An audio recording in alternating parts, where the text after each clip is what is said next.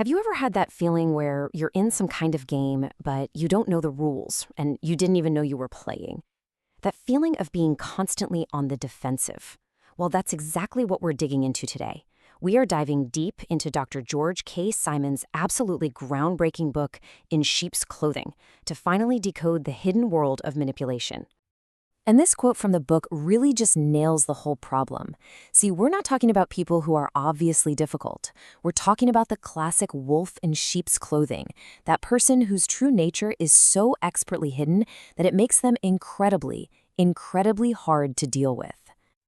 If that feeling sounds at all familiar, then you really need to hear this. That constant confusion, that sense that you're always defending yourself when you don't even know what you did wrong, maybe even questioning your own sanity, that is a classic sign. And here's the most important part. It's not you. You've been put into a fight without your consent. Okay, so the very first step to winning this game is just recognizing you're in it. This first part is all about identifying those subtle, confusing dynamics that manipulators create. Because once you can actually see the game board, you can stop blaming yourself and start seeing their moves for what they really are. Think about these classic archetypes that Dr. Simon points out. It's the person who says all the right things, but somehow their actions always leave you feeling blocked or controlled or even sabotaged. Their words and their actions are totally out of sync, and that, right there, is where all the confusion begins. And this gets to the absolute heart of why it's so maddening, right? Their aggression is designed to be invisible. So if you called it out, suddenly you look like the bad guy, like you're the aggressor. They are masters at turning the tables, weaponizing your own conscience against you, until your gut is just screaming that something is wrong, but you have zero proof. Which brings us to the book's single most important revelation. This is a complete paradigm shift in how we understand these personalities. Seriously, if you only remember one thing from this whole explainer, make it this next point. For decades, traditional psychology has kind of told us that difficult behaviors come from neuroses, from deep-seated fears and insecurities. We're taught to think they're just wounded people lashing out. But Dr. Simon argues this is fundamentally wrong. Manipulators aren't running from something they fear. They are fighting for something they want: power, control, and victory. This isn't defense, it's offense. And the name for this strategy? It's called covert-aggression. It's aggression, no doubt about it, but it's cloaked. It's a fight, but it's fought in the shadows, using subtle, deniable tactics. Their goal is always to win, but to do it in a way that you can never actually pin them down. Now, to really get a handle on covert aggression, let's look at its opposite first. This diagram from the book shows what we call overt or open aggression. The path is a straight line. A person just powers right through an obstacle to get what they want. It's loud, it's obvious, and there is no mistaking their intent. And now look at this. This is the brilliant contrast. With covert aggression, there is no direct charge. The manipulator avoids the obstacle entirely, finding a clever, deceptive path around it. And this is so key. They get what they want without ever getting into a recognizable fight, leaving you to wonder if a fight even happened at all. They win while appearing to have never even played. So how exactly do they pull this off? What are these underhanded moves they use to win? We're about to break down the manipulator's playbook, and we're going to look at 5 of their most effective tactics.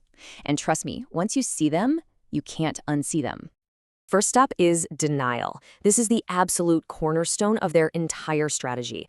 When you confront them about something they've clearly done, they don't just deny it. They act genuinely shocked, even offended that you would ever suggest such a thing. The goal is simple: make you doubt your own eyes and ears. Guilt tripping is a powerfully effective tool because it's targeted at good, caring people. The manipulator knows you have a strong conscience, so they weaponize it. They frame what they want as your responsibility, and if you dare say no, they paint you as selfish or uncaring. It's a direct attack on your good character. Next up is shaming, a tactic that's designed to just chip away at your self-esteem, one little joke at a time. Through subtle sarcasm and those backhanded compliments, they make you feel inadequate. And why? Because the more you doubt your own judgment, the more power you give to theirs. Rationalization. This one is so deceptive because it always sounds, reasonable on the surface. When you call them out, they give you an excuse that's just plausible enough to make you back down, but it is never the real reason. It's just a carefully crafted smokescreen to deflect all responsibility. And finally, one of the most powerful tactics of all, playing the victim. When they get cornered, the manipulator will expertly flip the script. Suddenly, they're the injured party, a victim of your unreasonable expectations or just the world's unfairness. This immediately puts you on the defensive and shifts all the focus away from their own actions. Okay, so recognizing the game and their tactics, that's step one. Now for the most important part, learning how to respond. This final section is all about Dr. Simon's core principles for taking your power back by fundamentally changing the rules of the game. This is your new playbook. First, you have to let go of the idea that they're just scared or insecure. Second, and this one is critical, judge only their actions, not their words or their supposed intentions. Words are their smokescreen. Their actions are the truth. Then you set firm limits, make direct requests, and most importantly, you refuse to let them shift the blame. You keep the focus squarely on their behavior. And let's be crystal clear about this, because this is everything. Your power is not in trying to change them. That is a battle you will lose every single time. Your real power lies in changing the only thing you can actually control, your own responses and the boundaries you enforce. That's the part of the equation that's all yours. This quote really just drives the point home perfectly. Manipulators win because they set the rules of the fight before you even realize you're in one.